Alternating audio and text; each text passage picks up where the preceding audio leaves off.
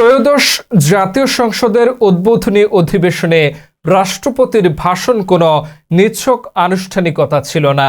ইতিহাসের আদালতে দাঁড়িয়ে উচ্চারিত এক নির্মম সত্য, এক নির্দয় রাজ সাক্ষী। মুখোশ খুলে পড়েছে দীর্ঘদিনের ক্ষমতার দাম্ভিকতা, উন্মোচিত হয়েছে ফেসিবাদের কদর্য চেহারা। আমাদের বিশেষ প্রতিনিধি রিয়াজুস সালেকিন বাদশার তথ্য ও ছবিতে দেখুন বিস্তারিত।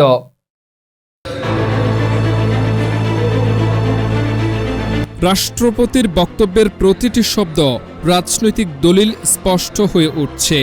কিভাবে বাংলাদেশে আওয়ামী লীগের শাসন আমলে রাষ্ট্র দুর্নীতির প্রতিযোগিতায় চ্যাম্পিয়ন হয়ে উঠেছিল।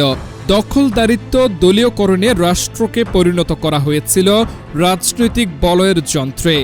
রাষ্ট্র প্রশাসন এমনকি বিচার ব্যবস্থাও বন্দী হয়ে পড়েছিল। গুম, খুন, মামলা, হামলা, ভোট ডাকাতির লোমহর্ষক বর্ণনায় রাষ্ট্রপতির ভাষণ হয়ে উঠেছিল এক ঐতিহাসিক সত্যের হলফনামা। রাষ্ট্রপতি উচ্চারণ করেন স্বাধীনতার ঘোষকের নাম, শহীদ রাষ্ট্রপতি জিয়াউর রহমান। শুধু একটি নাম উচ্চারিত হয়নি, উচ্চারিত হয়েছে ইতিহাসের সেই সত্য যাকে বছর পর বছর বিকৃত করার চেষ্টা চলেছে। আর যখন তিনি স্মরণ করেন আপসীন নেত্রী সাবেক প্রধানমন্ত্রী খালেদা জিয়ার দেশপ্রেম, দূরদর্শিতা ও মানুষের প্রতি দায়বদ্ধতার কথা, তা কেবল একজন নেত্রীর প্রশংসা নয়, সেটি ছিল গণতন্ত্রের সংগ্রামের এক ঐতিহাসিক স্বীকৃতি। এই পুরো দৃশ্যপটের রাজনৈতিক নেপথ্যের কারিগর হিসেবে উঠে আসে বর্তমান প্রধানমন্ত্রী তারেক রহমানের নাম। তার রাজনৈতিক কৌশলের সূক্ষ্মতা এখানেই। একজন রাষ্ট্রপতির কণ্ঠে ফেসিবাদের বিরুদ্ধে সাক্ষ্য উচ্চারিত হওয়া মানেই ইতিহাসের আদালতে অভিযুক্তদের বিরুদ্ধে রাষ্ট্র নিজেই সাক্ষী হয়ে দাঁড়ানো। রাষ্ট্রপতির ভাষণে উঠে এসেছে জুলাই অভ্যুত্থানের শহীদদের রক্তের কথা, সেই রক্ত যা স্বৈরাচারের বুটের নিচে পিষ্ট হয়েছিল।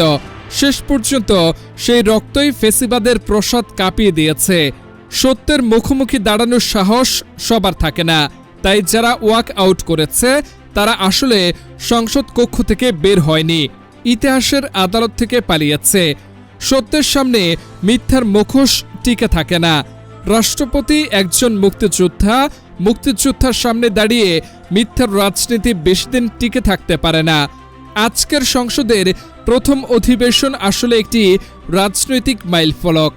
এটি ছিল ফেসিবাদের বিরুদ্ধে রাষ্ট্রীয় স্বীকৃতির দিন। এটি ছিল বিকৃত ইতিহাসের বিরুদ্ধে সত্যের প্রত্যাবর্তনের দিন। সংসদে হাসিনা সরকারকে তুলোধুনো করলেন রাষ্ট্রপতি।